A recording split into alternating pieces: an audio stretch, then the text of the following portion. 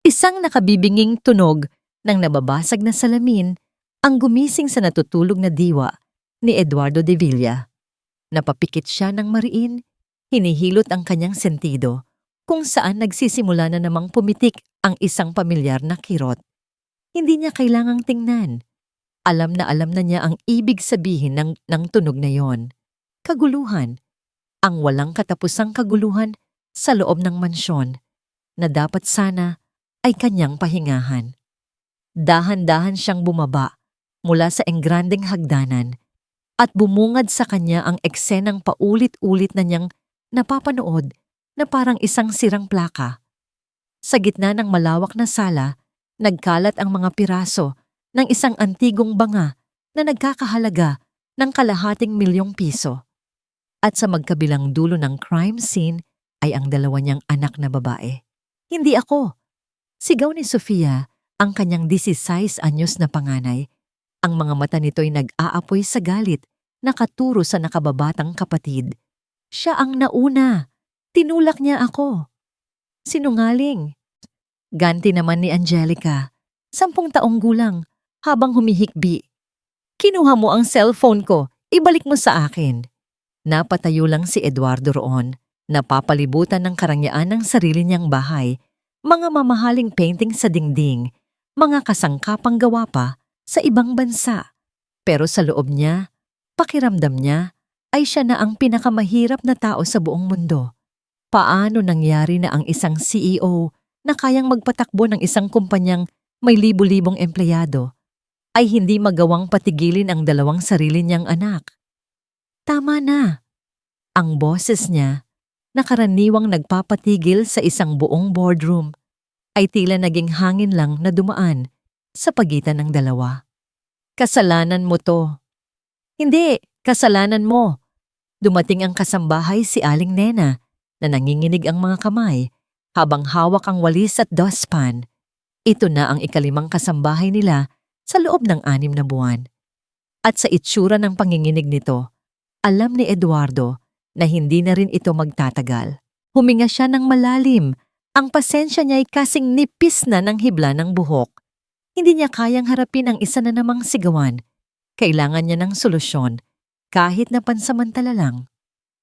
Aling Nena, mahinahon, ngunit may bigat na sabi niya. Kunin mo na ang sahod mo para sa buong buwan na buwan at umalis ka na. Natigilan ng matanda, gulat na napatingin sa kanya. Maging sina Sofia at Angelica ay napahinto sa pag-aaway. Pero sir, umalis ka na. Pag-uulit ni Eduardo, hindi na tumingin sa matanda. Itinuon niya ang kanyang mga mata sa basag na banga. Bawat piraso nito ay simbolo ng kanyang kabiguan bilang isang ama. Kinahapunan, nakaupo si Eduardo sa loob ng kanyang home office. Ang katahimikan ay kabaligtaran ng eksena kaninang umaga. Sa labas ng bintana, ang hardin na dati puno ng mga bulaklak noong nabubuhay pa ang kanyang asawa ay ngayoy nagsisimula ng malanta. Katulad ng kanyang pamilya. May kumatok sa pinto. Pasok. Pumasok ang isang babaeng nasa mga 50 anyos. Simple lang ang kanyang suot na bestida, walang kolorete sa mukha, at ang buhok ay nakapusod lang ng maayos. Sa unang tingin, wala siyang pinagkaiba sa mga naunang aplikante, pero meron sa kanya nakakaiba. Isang katahimikan, isang kapanatagan na tila hindi kayang sirain ng kahit anong bagyo. Magandang hapon po, sir. Ako po si Rita Reyes. Ang boses niya ay mahinahon, kalmado. Kinuha ni Eduardo ang resume nito sa ibabaw ng kanyang mesa. Wala namang espesyal. Mga datihang pinagtrabahuhan bilang kasambahay sa mga ordinaryong pamilya. Walang karanasan sa isang mansyon na kasing laki ng sa kanya. Alam mo ba kung anong klaseng trabaho ang pinapasok mo, Mrs. Reyes? Tanong ni Eduardo, pinag-aaralan ang bawat reaksyon sa mukha nito. Opo, sir. May 2 akong anak na babae at sila ay hindi madali. Pag-amin niya, kailangan ko ng isang taong hindi lang maglilinis ng bahay. Kailangan ko ng isang taong kayang magdala ng kaayusan. Sa halip na matakot o mag-atubili, Isang maliit na ngiti ang sumilay sa mga labi ni Rita.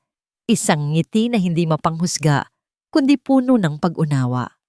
Naiintindihan ko po. May kung anong nag-udyok kay Eduardo. Siguro ang pagod. Siguro ang desperasyon. O siguro ang hindi maipaliwanag na kapayapaan na dala ng babaeng nasa harap niya. Walang kahirap-hirap. Gumawa siya ng desisyon. Sige, tinatanggap ka na, sabi niya. Ikinagulat maging ang sarili niya. Maaari ka nang magsimula bukas. Tumayo si Rita at bahagyang yumukod. Maraming salamat po sa tiwala, sir. Nang pasara na nito ang pinto, muling nagsalita si Eduardo na para bang kailangan niyang magbigay ng huling babala. Ginang Reyes, tawag niya. Tumigil ito at muling lumingon. Sigurado ka ba na gusto mong magtrabaho sa lugar na ito? Hindi ito isang tahanan. Isa itong larangan ng digmaan. Muli, ngumiti si Rita. Sa pagkakataong ito, umabot ang nangiti sa kanyang mga mata at sa isang saglit, tila lumiwanag ang buong silid. Sir, minsan po, ang mga pinakamaingay na lugar ang siyang pinakanangangailangan ng katahimikan. Bago pa man tumilaok ang mga manok at bago pa sumilip ang unang sinag ng araw, gising na si Rita Reyes. Ito ang kanyang nakasanayan. Ang katahimikan ng madaling araw ang kanyang santuwaryo. Dahan-dahan siyang bumangon mula sa simpleng kama sa loob ng kanyang maliit na silid sa mansyon. Hindi siya nag-aksaya ng oras. Inilatag niya ang isang maliit na banig sa sahig, lumuhod, at ipinikit ang kanyang mga mata. Hindi ito isang dasal na puno ng mga salitang maririnig. Ito ay isang pag-uusap ng kaluluwa. Ipinagpasalamat niya ang bagong araw at ang bagong trabaho. Ipinagkatiwala niya sa Panginoon ang magulong tahanan na kanyang pinasok. Panginoon, bulong ng kanyang puso. Kayo na po ang bahala sa mga sirang bagay dito. Hindi lang po sa mga gamit, kundi pati na rin sa mga puso. Bigyan niyo po ako ng pasensya at pag-unawa. Pagkatapos magdasal, dahan-dahan siyang tumayo. Sumilip siya sa bintana at natanaw ang malawak, ngunit napapabaya ang hardin. Pakiramdam niya, salamin yun ng pamilyang nakatira rito. Maganda sana, ngunit kulang sa pag-aaruga. Sinimulan niya ang kanyang araw, hindi sa pagwawalis o pag-aayos ng mga nabasag na gamit. Una niyang pinuntahan ang kusina. Nagsalang siya ng kape at habang kumukulo ito, naghanda siya ng mga sangkap para sa almusal. Simple lang, sinangag, itlog, at pritong isda. Ngunit inihanda niya ito nang may kasamang pag-iingat na para bang ang bawat hiwa at bawat halo ay may kahulugan. Nang lumabas siya sa kusina, bumungad sa kanya ang isang pader malapit sa hagdanan. Mayroong isang guhit dito, gawa sa kulay pulang krayon, isang itsura ng halimaw na may malalaking ngipin. Alam niyang si Angelica ang may gawa nito. Ang dating kasambahay marahil ay sisigawan ng bata. Ngunit si Rita ay kumuha lang ng basang tela at bote ng sabon, dahan-dahan, at may ngiti sa kanyang mga labi. Kinuskos niya ang pader hanggang sa mawala ang guhit. Hindi siya nagalit. Para sa kanya, iyon ay sigaw ng isang batang nangangailangan ng atensyon. Pagkatapos niyang linisin, pumitas siya ng isang maliit na bulaklak mula sa nalalantang hardin. Isinilid ito sa isang baso ng tubig at inilagay sa isang maliit na mesa malapit sa pader na yon. Isang munting piraso ng ganda sa gitna ng kaguluhan. Habang naglilinis siya sa sala, may isang bagay na pumukaw sa kanyang pansin sa ilalim ng sofa, isang sirang manika. Putol ang isang braso nito at gusot-gusot ang buhok. Marahil ay isa ito sa mga laruan ni Angelica na naibato sa isa sa mga pag-aaway nila. Pinulot niya ito. At sa isang saglit, napahinto siya sa paghinga. Ang kanyang kamay ay biglang nanginig. Ang isa niyang kamay ay kagyat na napahawak sa bulsa ng kanyang bestida, kung saan nakatago ang isang luma at kupas ng litrato. Isang litrato na hindi niya kailanman ipinakita kanino man. Isang anino ng kalungkutan ang dumaan sa kanyang mga mata. Isang saglit na pagdalaw mula sa nakaraang pilit na niyang ibinabaon. Ipinilig niya ang kanyang ulo, pilit na iwinaksi ang alaala. Kinuha niya ang manika at itinabi ito bago nagpatuloy sa kanyang gawain. Pagsapit ng hapunan, isang kakaibang amoy ang bumalot sa buong mansyon. Ang amoy ng adobong manok na dahan-dahang pinalambot sa suka at toyo. Nang ihanda ni Rita ang pagkain sa mesa, nagulat siya nang makitang isa-isang nagsibabaan ang mga miyembro ng pamilya. Nauna si Eduardo na tila sinusundan ang amoy. Sumunod si Sofia na kahit nakasimangot ay hindi maitago ang pagkagutom. At ang huli, si Angelica na tahimik na umupo sa kanyang silya. Walang nagsalita habang sila'y kumakain. Ngunit ang katahimikan ay hindi katulad ng dati. Hindi ito ang katahimikan ng tensyon o galit. Ito ay isang katahimikan na dala ng isang mainit na sabaw at malambot na kanin. Isang katahimikan na nagpapahiwatig ng pansamantalang kapayapaan. Mula sa kanyang kinatatayuan, sa may pintuan ng kusina, pinanood sila ni Rita. Isang maliit na ngiti ang muling sumilay sa kanyang mga labi. Ito pa lang ang simula, alam niya. Mahaba pa ang daan. Nang gabing iyon, matapos niyang hugasan ang mga plato, kinuha ni Rita ang sirang manika na kanyang nakita kanina. Umupo siya sa isang sulok ng kusina, kumuha ng karayom at sinulid, at maingat na sinimulang tahiin ang naputol na braso ng laruan. Hindi niya namalayan, sa may bahagyang bukas na pinto ng kusina, may isang pares ng maliliit na mata ang nakamasid sa kanya. Si Angelica, na dapat sana ay nasa kanyang silid na, ay nakatayo roon sa dilim. Hindi siya gumawa ng anumang ingay. Nakatitig lang siya sa ginagawa ng bagong kasambahay. Ang galit at pagkasuklam sa kanyang mga mata kaninang umaga ay wala na.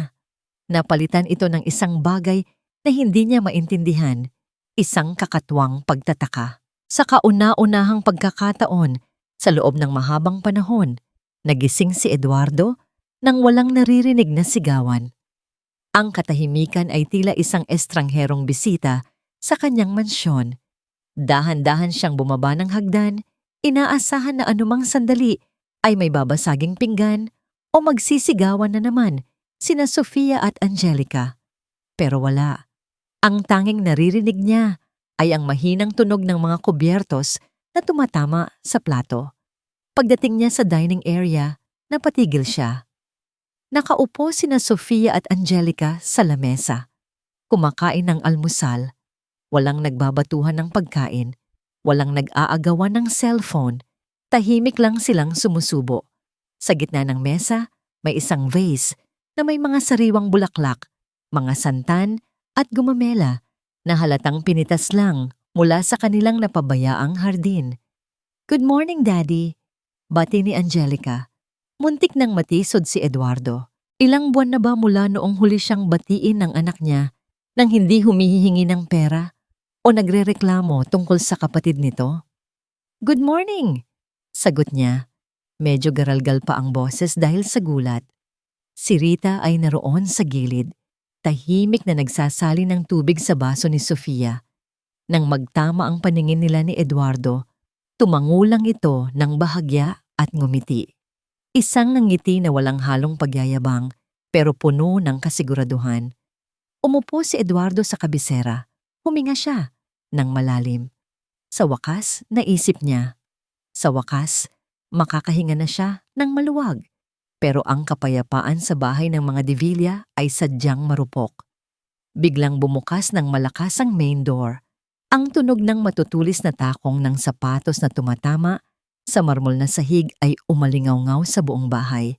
Hindi na kailangang lumingon ni Eduardo. Alam niya kung sino ang may-ari ng mga yabag na yon. Ang bawat hakbang ay parang nagsasabing, "Ako ang may-ari ng lugar na ito." Well. Pumasok si Marisa sa dining room. Suot ang isang mamahaling designer dress at malalaking salamin sa mata na tinanggal niya ng dahan-dahan.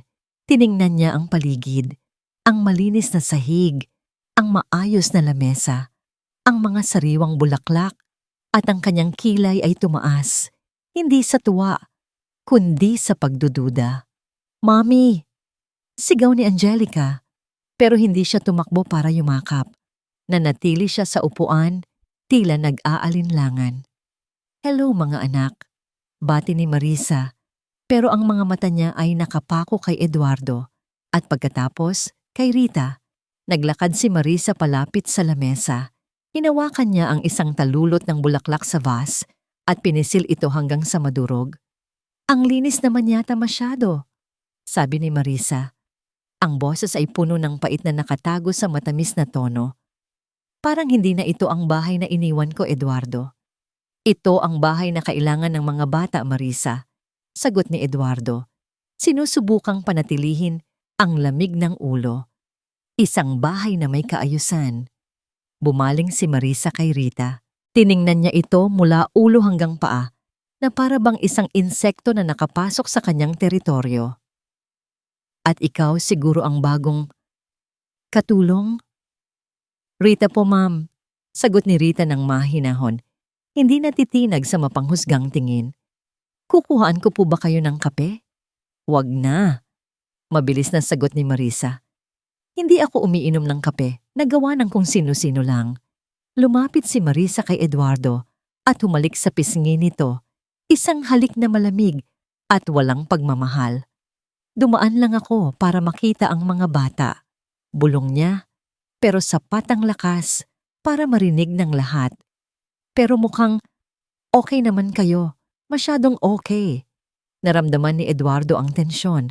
Alam niyang ayaw ni Marisa ng gulo, pero ayaw din nito na makitang maayos ang buhay niya nang wala ito. Ang kaayusan na dinala ni Rita ay isang sampal sa mukha ni Marisa. Patunay ito na hindi siya kailangan para maging masaya ang pamilya. Bago umalis, hinawakan ni Marisa ang braso ni Eduardo ng mahigpit. Hinila niya ito palapit. Ang amoy ng kanyang matapang na pabango ay sumiksik sa ilong ni Eduardo. "Mag-ingat ka, Eduardo," bulong niya. Ang boses ay parang ahas na gumagapang. "Saan?"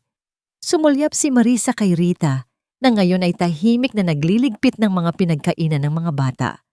"Sa mga taong masyadong mabait, masyadong tahimik, kadalasan sila ang may itinatagong pinakamadilim na bahos," babala ni Marisa. "Walang sino man ang gumagawa ng trabaho ng ganyan kahusay nang walang kapalit. Tandaan mo yan." Binitawan niya si Eduardo at naglakad palabas. Iniwan ang amoy ng kanyang pabango na humahalo sa amoy ng mga bulaklak. Naiwan si Eduardo na nakatayo. Tiningnan niya si Rita. Nakikipag-usap ito kay Angelica at sa unang pagkakataon, nakita niyang ngumiti ang kanyang bunsong anak habang may ipinapakita kay Rita. Gusto niyang isipin na mali si Marisa. Gusto niyang maniwala na totoo ang kapayapaang ito.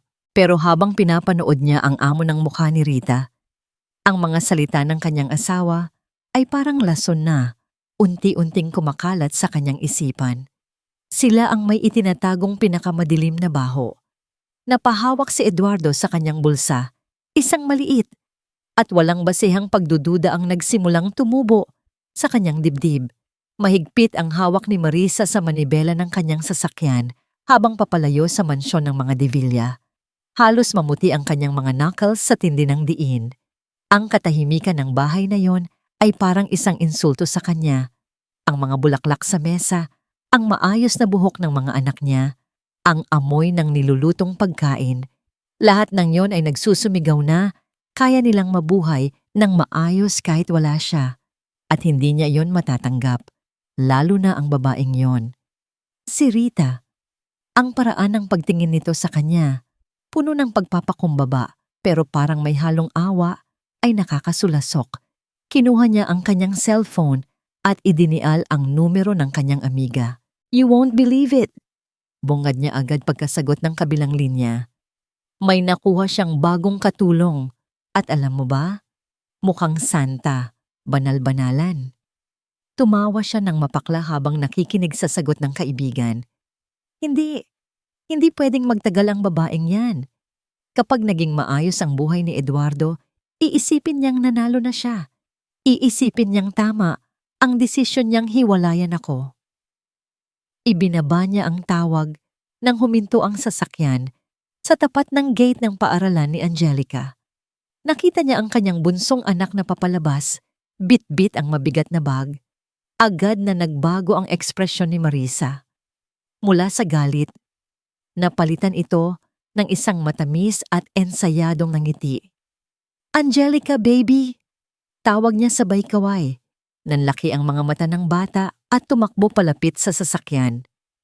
"Mommy, akala ko po si Kuya Driver ang susundo." "Surprise!" Masiglang sabi ni Marisa habang pinagbubuksan ng pinto ang anak. "Gusto kitang i-date ngayon. Ice cream? Yung favorite mong mahal." Sa loob ng isang makulay at mamahaling ice cream parlor, pinapanood ni Marisa si Angelica habang inuubos nito ang malaking bowl ng chocolate sundae. Hinaplos niya ang buhok ng bata. Ito ang kanyang alas. Si Sofia ay masyado ng matalino at mapaghimagsik, pero si Angelica ay sabik na sabik sa atensyon niya. "Anak," malambing na simula ni Marisa, "kamusta naman ang bago ninyong..." "Yaya, mabait ba siya?" Tumango si Angelica, may bahid ng tsokolate sa labi. "Opo, Mami. Tinahin niya po yung doll ko. Tapos hindi siya nagagalit kapag nagkakalat ako." Napatiimbagang si Marisa, pero pinilit niyang panatilihin ang namdang ngiti. "Talaga? Alam mo, baby, medyo nag-aalala si Mami." Tumigil si Angelica sa pagkain at tumingin sa kanya. "Bakit po?" Bumuntong hininga si Marisa, umaakting na parang nasasaktan. "Kasi ganyan din ang ginagawa ng mga taong gustong umagaw ng pamilya. Magpapanggap silang mabait sa una. Gusto kanyang makuha mula sa akin, Angelica. Gusto niyang siya na ang maging mommy mo." Nakita niya ang takot na gumuhit sa mukha ng bata. "Ayoko po. Kayo lang ang mommy ko. Alam ko, anak, at mahal na mahal kita." Hinawakan ni Marisa ang kamay ng bata ng mahigpit. "Kaya kailangan nating protektahan ang pamilya natin. Kailangan nating ipakita kay Daddy na hindi natin kailangan ang babaeng yon." Inilabas ni Marisa ang kanyang cellphone at ipinakita ang isang litrato. Litrato iyon ng isang kwintas, isang platinum na krus na may maliliit na diamante. Ang kwintas ng namayapang ina ni Eduardo. "Naalala mo ba to?" Tanong din niya. Tumango si Angelica. "Kay Lola po yan. Nasa opisina ni Daddy." "Tama," bulong ni Marisa. Lumapit palalo sa mukha ng anak. "Dati, ipinangako ni Daddy na ibibigay niya yan kay Mommy. Kaso, nung nag-away kami, kinuha niya ulit. Gusto lang bawiin ni Mommy ang sa kanya, baby, para maalala ni Daddy na mahal pa rin niya ako." Tinitigan niya ang anak sa mata, gamit ang buong puwersa ng kanyang impluensya. "Pwede mo ba akong tulungan, Angelica? Kunin mo to para kay Mommy. Pero dapat secret lang natin, ha? Surprise natin kay Daddy kapag naibalik na sa akin. Pero kailangan itago mo muna sa gamit ng yaya para hindi makita ni Daddy agad." Sa gamit po ni Ate Rita?" Nag-aalangang tanong ni Angelica. "Oo, anak. Pansamantala lang. Please, para kay Mommy." Nagduda ang bata. Nakagat ang ibabang labi. Pero nang makita niya ang lungkot sa mukha ng ina, dahan-dahan siyang tumango. "Sige po, Mommy." Ngumiti si Marisa. Isang nangiti ng tagumpay.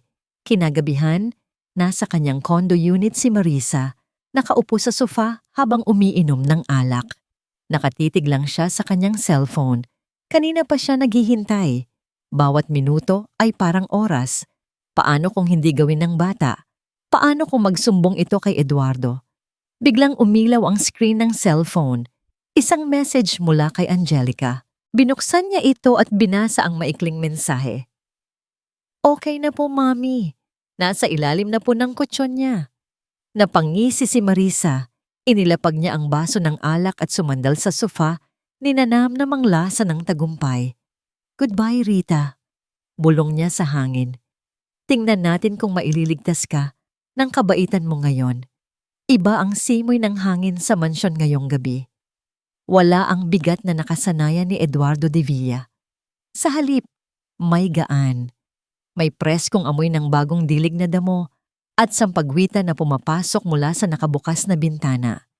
Naglakad siya sa hallway pauwi galing sa trabaho, pero sa halip na dumiretso sa kanyang opisina para magkulong gaya ng dati, dinala siya ng kanyang mga paa sa hardin.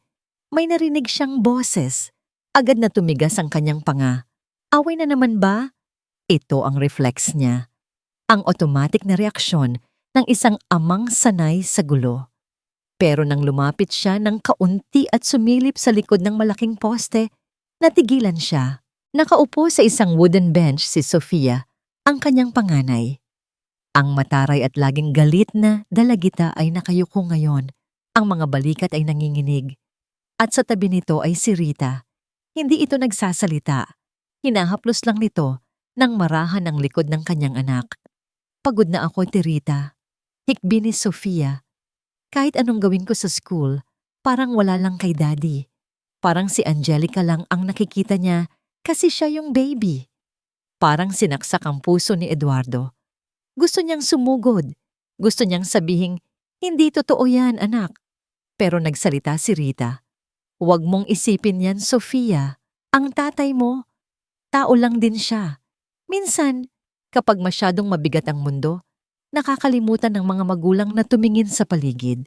Pero hindi ibig sabihin nun, hindi kanya mahal. Nakikita kita, anak. At sigurado ako, nakikita ka rin niya. Kailangan lang nating punasan ang salamin niya minsan. Napahawak si Eduardo sa kanyang dibdib. Sa ilang pangungusap lang, naramdaman niyang ipinagtanggol siya ni Rita, habang sabay na pinapagaan ang loob ng kanyang anak. Nakita niyang isinandal ni Sofia ang ulo nito sa balikat ni Rita. Umatras si Eduardo ng dahan-dahan. Alam niyang hindi iyon ang tamang oras para magpakita. Pero sa sandaling iyon, naramdaman niya ang isang matinding pasasalamat na halos umapaw sa kanyang mga mata. Ang gabing iyon ang naging pinakamasaya sa loob ng maraming taon. Pagkatapos ng hapunan, hindi nagsibalikan sa kwarto ang mga bata. Sa halip, naglatag si Rita ng banig sa sala at naglabas ng popcorn. Movie night! Isang simpleng bagay na hindi pa nila nagawa kailanman. Naupo si Eduardo sa sofa habang ang mga bata ay nasa banig. Pinapanood niya ang mga ito habang tumatawa sa pinapanood na comedy. Napatingin siya kay Rita na nakatayo sa may pintuan ng kusina, nakangiti habang pinapanood ang mag-aama. Nagkatama ang kanilang mga mata. Sa pagkakataong ito, hindi umiwas si Eduardo. Tumango siya.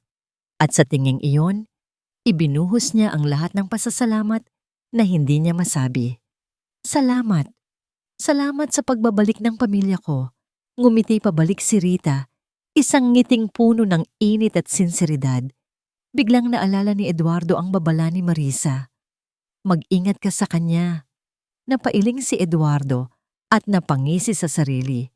Mali ka, Marisa, naisip niya. Maling-mali ka. Walang masama sa babaeng ito. Siya ang pinakamagandang nangyari sa bahay na ito. Nang matapos ang pelikula at nakaakyat na ang mga bata, naramdaman ni Eduardo ang pagnanais na gunitain ang kanyang ina. Ganoon siya kapag masaya. Gusto niyang ibahagi ang tagumpay na ito sa alaala ng ina. Pumasok siya sa kanyang private office. Tahimik. Binuksan niya ang kanyang drawer at kinuha ang susi ng vault na nakatago sa ilalim ng mga dokumento. Gusto niyang hawakan ang kwintas ng kanyang ina, ang platinum na krus. Gusto niyang isipin na balang araw, ibibigay niya ito kay Sofia o Angelica kapag natuto na silang magmahalan ng totoo. Binuksan niya ang vault. Kinuha niya ang asul na velvet box. Kumunot ang noo niya. Magaan. Masyadong magaan. Bumilis ang tibok ng puso niya. Isang tambol na pabilis ng pabilis. Baka namalikmata lang ako. Baka nasa ibang lagayan. Dahan-dahan, nanginginig ang mga daliri, binuksan niya ang takip ng kahon. Wala. Walang kumikinang na platinum, walang mga diamante. Tanging ang puting seda na lang ang naroon at ang bakas kung saan dating nakahimlay ang kwintas. Nanigas si Eduardo. Ang init at kaligayahan kanina ay parang bulana, biglang pumutok at naglaho. Napalitan ng isang malamig na tubig na ibinuhos sa kanya. Sino? Walang ibang pumapasok sa opisina niya. Ang mga anak niya ay alam na bawal dito. Ang mga dating kasambahay ay hindi alam ang combination ng vault. Pero may isang tao na laging naglilinis dito nitong mga nakaraang linggo. Isang tao na nakuha ang loob ng lahat. Isang tao na naniwala siyang masyadong mabait para maging totoo. Mag-ingat ka sa kanya, Eduardo. Umalingaw-ngaw ang boses ni Marisa sa utak niya, kasabay ng pagguhit ng isang matinding galit na bumubura sa lahat ng rason. Naisahan siya. Naisahan siya ng isang magaling na artista. Isinara niya ang kahon ng padabog. Rita! Ang sigaw niya ay yumanig sa buong mansyon, tinibag ang katahimikan, at winasak ang kapayapaang hindi pa man ganap na nabubuo ay patay na agad. Ang sigaw ni Eduardo ay tila kulog na yumanig sa bawat sulok ng mansyon. Ilang sandali lang, sunod-sunod na bumukas ang mga pinto sa itaas. Mabilis na bumaba si Rita mula sa kanyang kwarto sa tabi ng kusina. Suot pa ang kanyang pantulog, bakas sa mukha ang matinding pag-aalala. Sir, ano pong nangyayari? May masama po bang huwag ka nang magmaang-maangan? Humarang si Eduardo sa paanan ng hagdan. Hawak ang walang lamang kahon ng alahas. Ang kanyang dibdib ay mabilis na tumataas baba. Ang ugat sa kanyang sentido ay pumuputok sa galit. Ang lalaking kanina lang ay puno ng pasasalamat ay naglaho na, napalitan ng isang halimaw na nilamon ng pagdududa. Bumaba sina Sofia at Angelica, parehong takot na takot. Si Sofia ay nakahawak sa railings, habang si Angelica ay namumutla at nanginginig sa takot, nakakapit sa laylayan ng damit ng kanyang ate. Daddy, bakit po kayo sumisigaw? Nanginginig na tanong ni Sofia. Hindi sumagot si Eduardo. Nakapako ang kanyang matatalim na tingin kay Rita. Ibinigay ko sa iyo ang tiwala ko. Madiin niyang sabi. Bawat salita ay parang lason. Pinapasok kita sa bahay ko, sa pamilya ko, tapos ito ang igaganti mo? Sir, hindi ko po kayo maintindihan. Mangyak-ngyak na sagot ni Rita. Ang mga kamay ay nanginginig na nakataas, tila sumusuko. Wala po akong ginagawang masama. Wala? Nasaan ang kwintas ng mama ko? Napasinghap si Rita. Kwintas? Sir, wala po akong alam sa... Biglang bumukas ang main door. Pumasok si Marisa hinihingal na para bang tumakbo siya ng ilang kilometro. Eduardo, narinig ko ang sigaw mo hanggang sa labas ng gate. Tumatawag ako sa telepono pero walang sumasagot kaya nagmadali na akong... Natigilan siya nang makita ang eksena. Ang luhaang si Rita, ang galit na Eduardo, at ang mga takot na bata. Diyos ko, anong nangyayari dito? Nawawala ang kwintas ni Mama, sagot ni Eduardo. Hindi inaalis ang tingin kay Rita. At walang ibang pwedeng kumuha nun kundi siya. Siya lang ang bago dito. Lumapit si Marisa kay Angelica at niyakap ito ng mahigpit. Shh! Tahan na baby. Nandito na si Mommy. Tumingin siya kay Eduardo. Ang muka ay puno ng pagkakasundo, kunwari. Sabi ko naman sa'yo, Eduardo, masyado kang nagtiwala agad. Alam mo naman ang modus ng mga ganito. Wala po akong kinuha.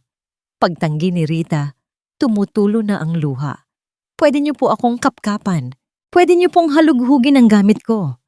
Tumingin si Marisa kay Eduardo. Di pagbigyan natin siya. Halughugin natin ang kwarto niya. Kung wala siyang tinatago, hindi siya dapat matakot. Walang salita. Mabilis na naglakad si Eduardo patungo sa servants' quarters. Sumunod si Marisa. Hila-hila ang mga bata. Sumunod si Rita, humihikbi at nagdadasal ng pabulong. Pagsipa ni Eduardo sa pinto ng maliit na kwarto, bumungad sa kanila ang kasimplehan nito. Isang maliit na kama, isang aparador, at isang maliit na altar na may imahen ng Birhen Maria. Hanapin mo, utos ni Eduardo. Sinimulan niyang buksan ang aparador. Inilabas niya ang mga damit ni Rita, mga simpleng bestida at uniforme, at itinapon sa sahig. Wala. Binuksan niya ang maliit na bag nito. Wala. Nakahinga ng maluwag si Rita. Sabi ko naman po sa inyo, sir, wala po akong... Tingnan mo sa ilalim ng kutsyon, biglang sabi ni Marisa. Ang boses niya ay kalmado, pero may talim. Diyan nila madalas tinatago.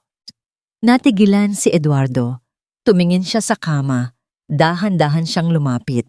Hinawakan niya ang gilid ng manipis na foam na nagsisilbing kama ni Rita. Sa likod niya, si Rita ay napapahawak sa bibig. Ang kaba ay biglang bumalik kahit wala naman siyang kasalanan. Buong puwersang itinaas ni Eduardo ang kutsyon at doon, sa gitna ng kahoy na papag, may isang bagay na kumislap tinamaan ng ilaw, ang platinum na krus. Ang mga diamante nito ay kumikinang, parang mga matang nang aakusa sa dilim. Nanlamig ang buong katawan ni Eduardo, parang huminto ang ikot ng mundo. Ang huling hibla ng pag-asa na baka mali siya, na baka inosente si Rita, ay naputol sa sandaling iyon. Narinig niya ang pagsinghap ni Sofia. Ate Rita. Dahan-dahang kinuha ni Eduardo ang kwintas. Ang lamig ng metal sa kanyang palad ay kasing lamig ng galit na bumabalot sa puso niya ngayon. Dahan-dahan siyang lumingon. Nakatayo si Rita. Ang muka ay puting-puti. Ang mga mata ay nanlalaki sa gulat at horror. Tumingin siya kay Angelica na nakasubsob ang mukha sa bewang ni Marisa, hindi makatingin. Lumapit si Eduardo kay Rita. Hawak ang kwintas sa tapat ng mukha nito. Ang boses niya ay mababa, nanginginig, at puno ng panganib. Ano to, Rita? Himala? Parang huminto ang pag-ikot ng mundo para kay Rita. Ang tanging naririnig niya ay ang mabilis at malakas na kabog ng sarili niyang dibdib. Nakapako ang kanyang mga mata sa kwintas na nakabitin sa kamay ni Eduardo. Kumikinang, mapanghusga, at nasa lugar na hindi naman dapat kinalalagyan nito. Sumagot ka, Rita, sigaw ni Eduardo. Ang boses ay basag dahil sa galit at sakit ng pagtataksil. Paano napunta ito sa ilalim ng higaan mo? Gustong sumigaw ni Rita. Gusto niyang sabihing, hindi ko alam, wala akong kinalaman dyan. Gusto niyang ipagtanggol ang sarili niya, ang dignidad niya, ang kaisa-isang bagay na meron siya. Pero bago bumuka ang kanyang bibig, dumako ang kanyang tingin sa likuran ni Eduardo. Doon, nakakubli sa likod ng mamahaling bestida ni Marisa ay si Angelica. Ang batang tinuruan niyang magdasal. Ang batang ipinagtimpla niya ng gatas kagabi. Nanginginig ang buong katawan ni Angelica. Ang kanyang mukha ay namumutla at ang mga mata niya ay puno ng takot. Hindi takot sa magnanakaw, kundi takot ng isang taong may itinatagong kasalanan. Nang magtama ang paningin nila, mabilis na nag-iwas ng tingin ang bata at sumiksik lalo sa kanyang ina. Sa isang iglap, naintindihan ni Rita ang lahat. Tiningnan niya si Marisa.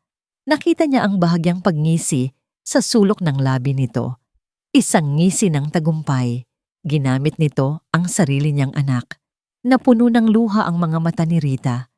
Hindi dahil sa galit sa bata, kundi dahil sa awa. Nakita niya ang isang batang biktima ng lason ng sarili niyang ina. Ano? Pipi ka na ba ngayon? Dinuro siya ni Eduardo. Huminga ng malalim si Rita. Ang kanyang utak ay mabilis na nagtimbang. Kung sasabihin niya ang totoo, na si Angelica lang ang may access sa kwarto niya, na posibleng ang bata ang naglagay nito doon, anong mangyayari? Magagalit si Eduardo sa bata. Mawawasak ang relasyon ng mag-ama na nagsisimula pa lang mabuo. At si Angelica, dadalhin niya ang trauma na yon habang buhay. Tatawagin siyang magnanakaw ng sarili niyang ama. Naalala ni Rita ang kanyang sariling anak na nawala. Kung buhay pa ito, gagawin niya ang lahat para protektahan ito mula sa sakit. Kahit na ang kapalit ay ang sarili niyang pangalan. Dahan-dahang yumuko si Rita. Ang desisyon ay nabuo sa isang segundo ng pagmamahal na hindi nakikita ng iba. "Patawad po, sir," ang tanging nasabi niya. Ang boses ay mahina at basag. Hindi siya umamin, pero hindi rin siya tumanggi. At sa korte ng galit ni Eduardo, ang pananahimik ay pag-amin. "Lumayas ka," bulong ni Eduardo. Pero mas masakit pa ito kaysa sa sigaw. "Lumayas ka sa pamamahay ko. Ngayon din." Tumalikod si Eduardo. Ayaw na siyang tingnan. Tila nandidiri. Walang imik na kinuha ni Rita ang kanyang maliit na bag. Inilagay niya ang kanyang ilang piraso ng damit. Kinuha niya ang luma at kupas na litrato ng kanyang pamilya sa ibabaw ng mesa at inilagay sa bulsa, malapit sa kanyang puso. Ito lang naman ang yaman niya. Ito. At ang malinis niyang konsensya na Diyos lang ang nakakaalam. Naglakad siya palabas ng kwarto, palabas ng mansyon na saglit niyang tinawag na tahanan. Ang hallway ay tila napakahaba. Bawat hakbang ay mabigat. "Ate Rita!" Isang boses ang bumasag sa katahimikan. Si Sofia. Tumakbo ang dalagita at hinarangan siya sa may pintuan. Ang mga mata nito ay mugto sa kakaiyak. "Huwag kang umalis." Pagsusumamo ni Sofia, hinawakan siya sa braso. "Hindi totoo yun, di ba? Hindi ikaw ang kumuha. Alam ko, hindi mo magagawa yun." Tiningnan ni Rita si Sofia. Hinawakan niya ang pisngi ng dalaga at pilit nang ngumiti, kahit na tumutulo na ang kanyang mga luha. "Magpakabait ka, Sofia." Malambing na bilin niya. "Alagaan mo ang daddy mo. At lalo na, alagaan mo si Angelica. Kailangan kanya ngayon higit kailanman." "Pero Ate Rita." "Sige na." Marahang tinanggal ni Rita ang kamay ni Sofia. "Paalam." Binuksan niya ang pinto at sinalubong ang malamig na hangin ng gabi. Bago tuluyang lumabas, lumingon siya ng huling beses. Sa may hagdanan, nakadungaw si Angelica. Umiiyak ito ng tahimik, nakatakip ang kamay sa bibig, nakatingin sa kanya na parang humihingi ng tawad. Tinunghayan siya ni Rita nang may pagpapatawad. Tumangulang siya ng bahagya, isang senyas na, "Ayos lang, naiintindihan ko." Isinara niya ang pinto. Kasabay ng lagutok ng pagsara ng trangka, narinig niya ang huling sigaw ni Sofia mula sa loob. "Hindi ako naniniwala. Daddy, nagkakamali ka. Nagkakamali kayo." Ngunit huli na. Nasa labas na siya ng gate. Ang dilim ng gabi ay niyakap siya, kasama ang katotohanang walang ibang nakakaalam kundi siya at ang langit. Nagising si Eduardo sa isang katahimikan na iba sa naranasan niya noong mga nakaraang linggo. Wala ang amoy ng sinangag o kape. Wala ang mahinang huni ng radyo mula sa kusina. Wala ang pakiramdam na may buhay sa loob ng bahay. Ang katahimikan ngayon ay malamig, mabigat, at nanunuot sa buto. Para siyang nagising sa loob ng isang sementeryo. Bumaba siya sa kusina. Walang nakahandang agahan. Ang lababo ay tambak ng mga hugasin mula kagabi. Mga ebidensya ng kaguluhang nangyari. Nakaupo si Sofia sa dining table, nakatitig sa kawalan. Wala siyang kinakain. "Sofia," bati ni Eduardo. Pilit na pinapasigla ang boses. "Gusto mo bang mag-order na lang tayo ng..." Tumayo si Sofia nang hindi man lang siya tinitingnan. Kinuha nito ang bag at dire-diretsong naglakad palabas. "Sofia, kinakausap pa kita." Huminto ang dalagita sa may pintuan. Lumingon ito. At ang tingin na ibinigay nito sa ama ay mas masakit pa sa sampal. Wala nang galit. Tanging pagkadismaya na lang. "Nakuha mo na ang gusto mo, Daddy. Malamig na sabi ni Sofia. Nasa sayo na ang kwintas mo. Masaya ka na ba? Padabog na isinara ni Sofia ang pinto. Iniwan si Eduardo na nakatayo mag-isa sa malawak na silid. Pumunta si Eduardo sa kanyang opisina. Nakalapag sa ibabaw ng kanyang mesa ang platinum na kwintas. Nagniningning ito sa ilalim ng ilaw. Ito ang bagay na akala niya ay pinakamahalaga. Ito ang bagay na ipinagpalit niya sa kapayapaan ng kanyang pamilya. Hinawakan niya ito. Malamig, matigas, walang buhay. Sa unang pagkakataon, napagtanto ni Eduardo na ang kwintas ay isa lamang piraso ng metal. Hindi nito kayang magluto ng hapunan. Hindi nito kayang patahanin ang umiiyak na bata. Hindi nito kayang punan ang higanting butas na naiwan sa bahay simula nang umalis si Rita kagabi. Buong araw, sinubukan niyang magtrabaho pero walang pumapasok sa isip niya. Ang utak niya ay paulit-ulit na bumabalik sa mukha ni Rita, ang luha sa mga mata nito, at ang nakakagulat na katahimikan nito sa harap ng akusasyon. Bakit hindi siya lumaban? Tanong ni Eduardo sa sarili. Kung inosente siya, bakit tinanggap lang niya ang lahat? Gabi na nang mapansin niyang hindi pa lumalabas ng kwarto si Angelica. Hindi ito pumasok sa school. Sabi ng yaya ay masama daw ang pakiramdam. Umakyat si Eduardo para tingnan ang bunsong anak. Ang hallway ay madilim. Ang bawat hakbang niya ay umaalingaw-ngaw, parang mga yapak ng isang multo. Nasa tapat na siya ng pinto ng kwarto ni Angelica nang marinig niya ang isang mahinang iyak. Huminto siya. Idinikit niya ang tenga sa pinto.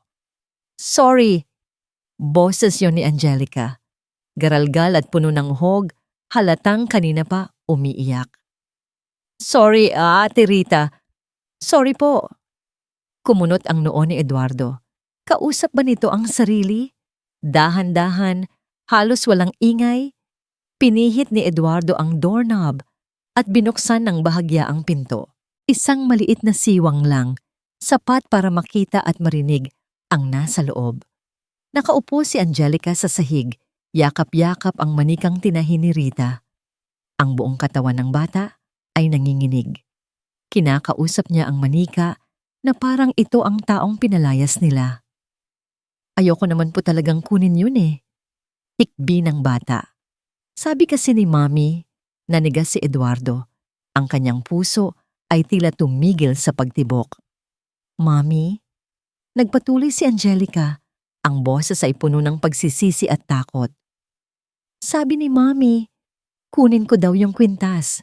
Kasi promise daw ni Daddy yun sa kanya. Masumigpit ang yakap ni Angelica sa manika. Ang bawat hikbi niya ay parang latigo na humahampas sa likod ni Eduardo sa kabilang panig ng pinto. Sabi niya secret lang namin. Patuloy ng bata, ang boses ay basag na basag. Sabi niya ilagay ko daw sa ilalim ng higaan ni Ate Rita para safe. Para hindi mo makita agad. Hindi ko naman alam na paaalisin mo siya, Daddy. Hindi ko alam. Napahawak si Eduardo sa hamba ng pinto. Nang hina ang kanyang mga tuhod, kinailangan niyang sumandal sa pader para hindi siya tuluyang bumagsak sa sahig. Ang katotohanan ay bumulusok sa kanya ng sabay-sabay, parang isang malaking baha na tumangay sa lahat ng kanyang paniniwala. Hindi si Rita ang nagnakaw. Si Marisa ang nagmanipula sa sarili nilang anak para sirain ang kaisa-isang bagay na nagpasaya sa kanila. At si Rita? Biglang nag-flashback sa isip ni Eduardo ang eksena kagabi. Ang pamumutla ni Rita, ang pagtingin nito kay Angelica na nakatago sa likod ni Marisa, ang katahimikan nito. Patawad po, sir. Hindi siya humihingi ng tawad dahil sa kasalanan. Humihingi siya ng tawad dahil hindi niya masabi ang totoo. Pinili niyang akuin ang kasalanan.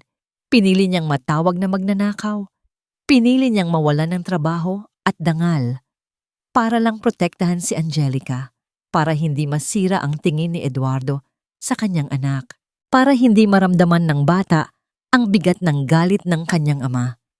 Isang salot ang tingin niya kay Rita kagabi. Pero ang totoo, si Rita ang sumalo ng bala para sa pamilyang ito. Napasabunot si Eduardo sa sarili niyang buhok. Gusto niyang sumuka.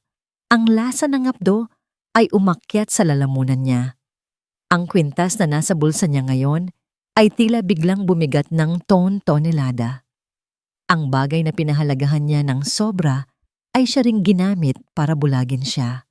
Mas pinili niya ang isang piraso ng metal kaysa sa babaeng nagbalik ng buhay sa tahanan niya. Sorry, Ate Rita. Iyak pa rin ni Angelica sa loob. Bumalik ka na, please. Sasabihin ko na kay Daddy, kahit magalit siya sa akin. Napapikit si Eduardo at sa unang pagkakataon, sa loob ng maraming taon, isang mainit na luha ang tumulo mula sa kanyang mata. Maling-mali siya. Mula sa simula, akala niya ay siya ang biktima. Akala niya ay siya ang matalinong CEO na hindi maiisahan. Pero sa gabing ito, sa dilim ng hallway, habang nakikinig sa pag-iyak ng kanyang anak na ginawang kasangkapan ng sarili nitong ina, natanto ni Eduardo ang pinakamasakit na katotohanan. Siya ang kontrabida sa kwentong ito at naitaboy na niya ang nag-iisang tao na kayang magligtas sa kanila. Dahan-dahan siyang dumulas pababa sa pader hanggang sa mapaupo siya sa sahig. Yakap ang kanyang mga tuhod sa dilim habang ang bigat ng kanyang pagkakamali ay dumadagan sa kanyang dibdib. Bumulong siya sa kawalan.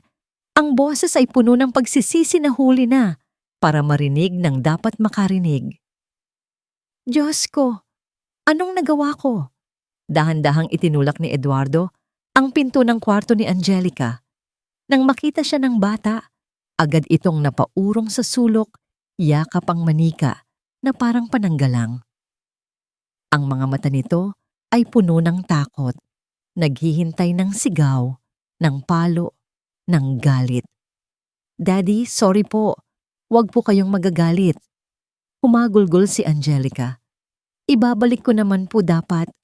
Sorry po. Sa halip na sumigaw, lumuhod si Eduardo sa sahig. Ibinaba niya ang kanyang sarili sa level ng kanyang anak. Ang puso niya ay parang pinipiga sa nakikitang takot sa mata ng bata.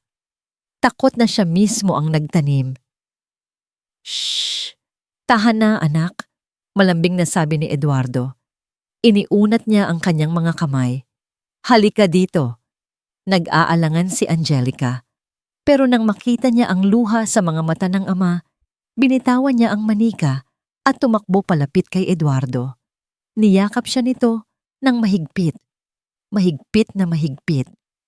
Hindi ako galit sa'yo, bulong ni Eduardo habang hinahaplos ang buhok ng anak. Hindi mo kasalanan. Narinig ko ang lahat. Naiintindihan ko na. Si Ate Rita po, hikbi ng bata sa balikat niya. Mabait po siya. Hindi po siya nagnakaw. Alam ko, garalgal na sagot ni Eduardo. Alam ko na ngayon. At ipapangako ko sa'yo, aayusin ko ito. Pinunasan niya ang luha ni Angelica at hinalikan ito sa noo. Matulog ka na, anak. Pagkagising mo, wala na ang bigat na nararamdaman mo. Pangako. Nang makatulog si Angelica, tumayo si Eduardo. Ang lambot sa kanyang muka ay naglaho. Napalitan ito ng isang ekspresyon na kasing tigas ng bato. Ang kanyang mga mata ay nagdilim. Lumabas siya ng kwarto at kinuha ang kanyang cellphone. Dinial niya ang numero ni Marisa. Isang ring lang, sumagot agad ito. Hello, Eduardo? Gabing-gabi na. Miss mo na agad Pumunta ka dito. Putol ni Eduardo. Ang boses niya ay mababa, kalmado, pero may talim na nakakakilabot. Ngayon na, bakit? May nangyari ba sa mga bata? Tanong ni Marisa, umaakting na nag-aalala.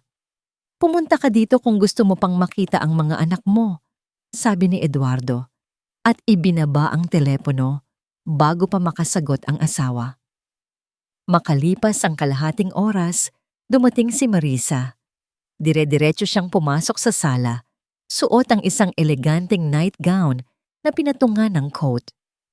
Nakatayo si Eduardo sa gitna ng silid, nakatalikod sa kanya, nakatingin sa madilim na hardin. Ano bang problema, Eduardo? Bungad ni Marisa, halatang iritable. Pinakaba mo ako. Kala ko kung napano na si Angelica. Humarap si Eduardo ng dahan-dahan. Wala siyang sinabi. Tinitigan lang niya si Marisa. Sa unang pagkakataon, nakita niya ang asawa hindi bilang ina ng kanyang mga anak, kundi bilang isang estranghero. Isang laso na sumisira sa lahat ng madikit dito. Bakit ganyan ka makatingin? Medyo kinabahan na tanong ni Marisa. Nasaan na yung babae? Umalis na ba? Umalis na siya, sagot ni Eduardo ng mahinahon. Dahil pinalayas ko siya, dahil sa bintang na pagnanakaw. Ngumisi si Marisa. Mabuti naman. Sabi ko naman sa'yo, hindi siya mapagkakatiwalaan. Dapat nga nagpasalamat ka pa sa akin dahil saan mo nakuha ang kapal ng mukha, Marisa? Natigilan si Marisa. Nawala ang nangisi sa kanyang labi. Excuse me? Naglakad palapit si Eduardo. Bawat hakbang ay mabigat. Paano mo nagawang gamitin ang sarili mong anak para sa mga laro mo? Paano mo nagawang utusan ang 10 taong gulang na bata na magnakaw para sa'yo? Namutla si Marisa.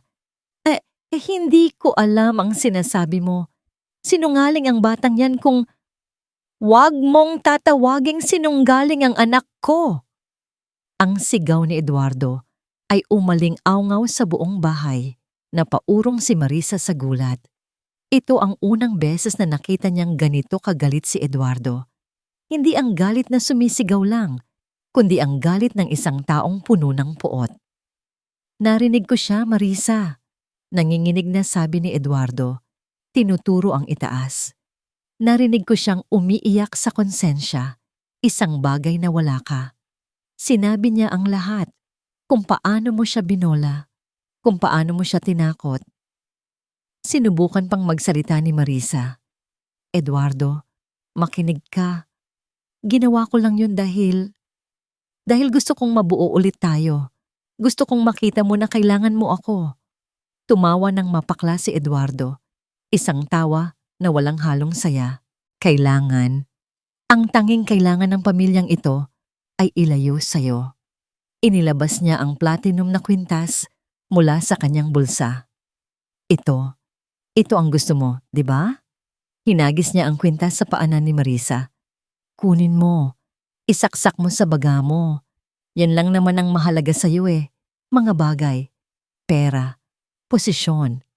Lumapit siya sa mukha ni Marisa, sapat ang lapit para makita ang takot sa mga mata nito. Si Rita. Yung babaeng pinalayas natin. Tinanggap niya ang kahihiyan. Sinira niya ang pangalan niya.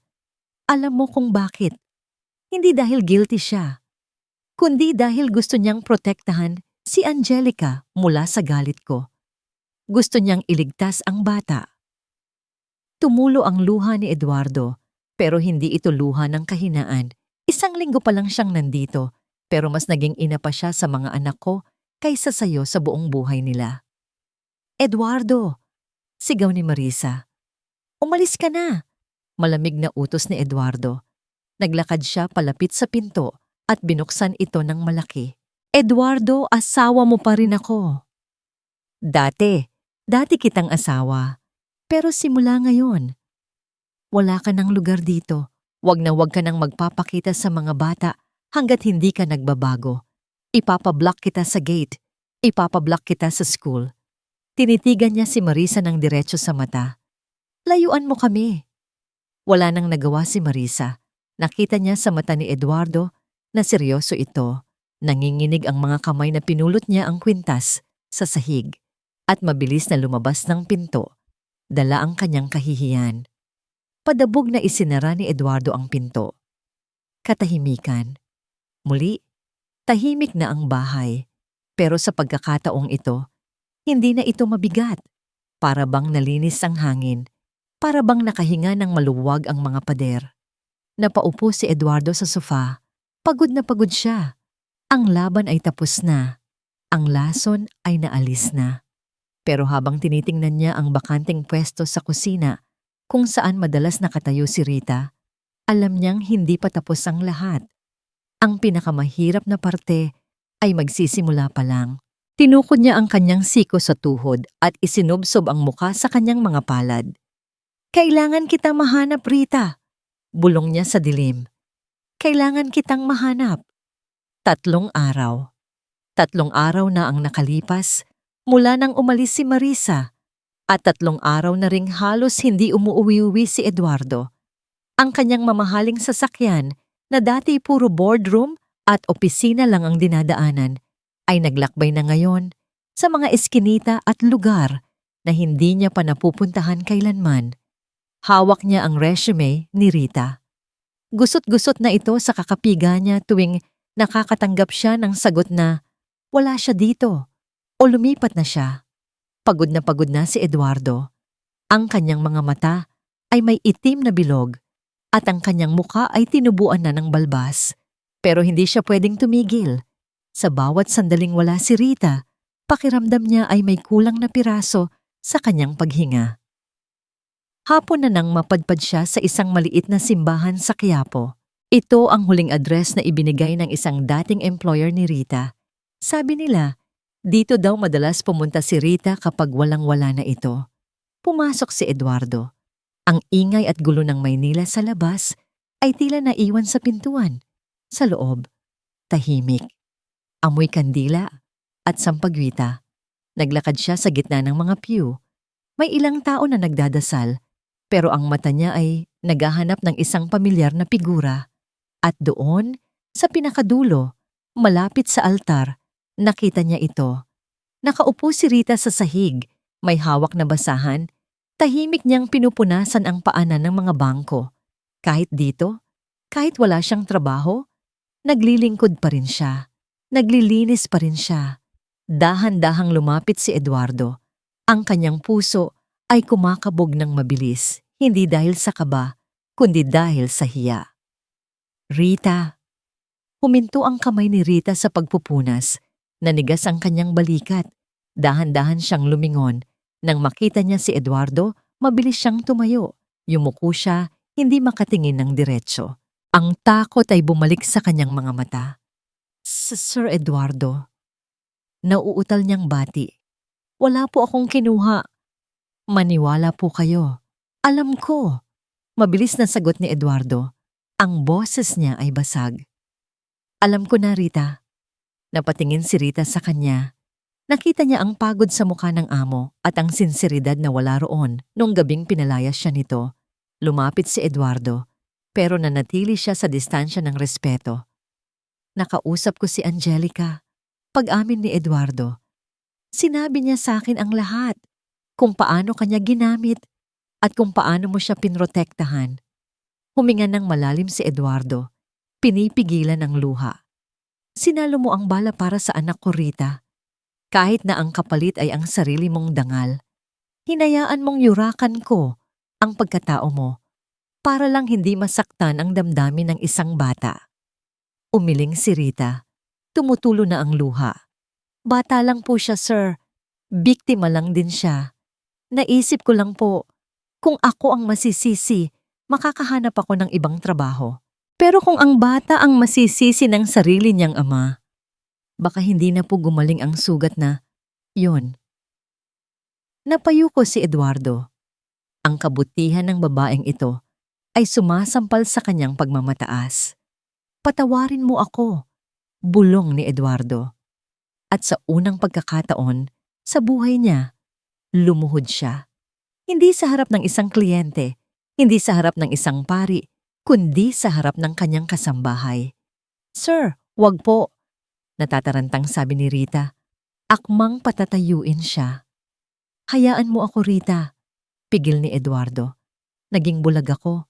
Masyado akong tumingin sa mga bagay na nakikita ng mata. Pera, kwintas, ebidensya. Pero nakalimutan kong tingnan ang mga bagay na nararamdaman ng puso. Ikaw ang nagturo sa akin noon. Tumingala siya kay Rita. Patawarin mo ako sa panghuhusga ko. Patawarin mo ako sa sakit na ibinigay ko sa'yo. Hinawakan ni Rita ang mga kamay ni Eduardo at pinatayo ito. Ang mga mata niya ay puno ng awa at pagpapatawad. Walang bahid ng galit. Matagal ko na po kayong pinatawad, sir. Noong gabing umalis ako, ipinagdasal ko na lang po kayo. Alam ko pong darating ang araw na makikita niyo rin ang totoo. Bumalik ka na, pakiusap ni Eduardo. Hindi bilang katulong, kundi bilang pamilya. Kailangan ka namin, Rita. Hindi dahil kailangan namin ng magluluto o maglilinis. Kailangan namin ng ilaw. Umiling si Rita ng bahagya. Nakangiti. Sir, trabaho ko po ang maglinis. Iyon po ang ibinigay ng Diyos sa akin. Kung gayon, ngumiti na rin si Eduardo. Gumaan ang kanyang pakiramdam. May isang bahay na sobrang dumi at gulo na naghihintay sa'yo. At sa tingin ko, miss na miss ka na ng mga nakatira doon. 1 linggo ng umaga. Ang hardin ng mansyon ng mga De Villa na dati ituyot at malungkot, ngayon ay nagsisimula ng magkaroon ng kulay. May mga bagong tanim na rosas at gumamela. Ang damo ay berde at maayos. Bukas ang mga bintana ng mansyon at ang hangin ay malayang nakakapasok. Sa terrace, nakaupo si Eduardo habang nagbabasa ng dyaryo. Wala siyang suot na suit at tie. Naka-t-shirt lang siya, presko at maaliwalas ang muka. Mula sa hardin, narinig niya ang tawanan. Ate Rita, tinglean mo tumubo na yung tinanim natin. Sigaw ni Angelica. Ang galing naman ni Angelica. Diligan mo pa para lumaki agad. Sagot ng pamilyar na boses ni Rita. Tumingin si Eduardo. Nakita niya si Rita na nakaluhod sa lupa. Tinuturuan si Angelica magtanim. Sa tabi nila, si Sofia ay tumutulong magbunot ng damo. Nakatawa habang kinukwentuhan siya ni Rita. Wala nang sigawan. Wala nang basagan ng gamit. Wala nang mabibigat na damdamin. Ang yaman ni Eduardo ay hindi nabawasan. Ang mansyon niya ay ganoon pa rin kalaki. Pero sa pagtingin niya sa eksenang yon, alam niyang mas mayaman na siya ngayon kaysa kailanman. Dahil natagpuan na niya ang tunay na kayamanan. Hindi ginto, hindi platinum, kundi ang kapayapaan ng isang tahanan na binuo ng pagmamahal at pagpapatawad. Tumayo si Eduardo at naglakad palapit sa kanila. Daddy, sali ka, yaya ni Sofia. Ngumiti si Eduardo. Sige ba? Lumuhod siya sa tabi ni Rita. Nagkatama ang kanilang paningin. Wala nang kailangang sabihin. Ang mga mata nila ay nag-uusap sa isang lengguwahe ng pasasalamat. Kinuha ni Eduardo ang isang maliit na pala at nagsimulang magbungkal ng lupa. Marumi sa kamay pero malinis sa pakiramdam. Totoo nga ang sinabi ni Rita noong una silang magkita. May mga dumi na hindi nakikita ng mata. At may mga tao na ipinadala ang Diyos hindi para maglinis ng alikabok sa sahig, kundi para maglinis ng mga mantsa sa puso. At sa wakas, malinis na ang tahanan ng mga De Villa.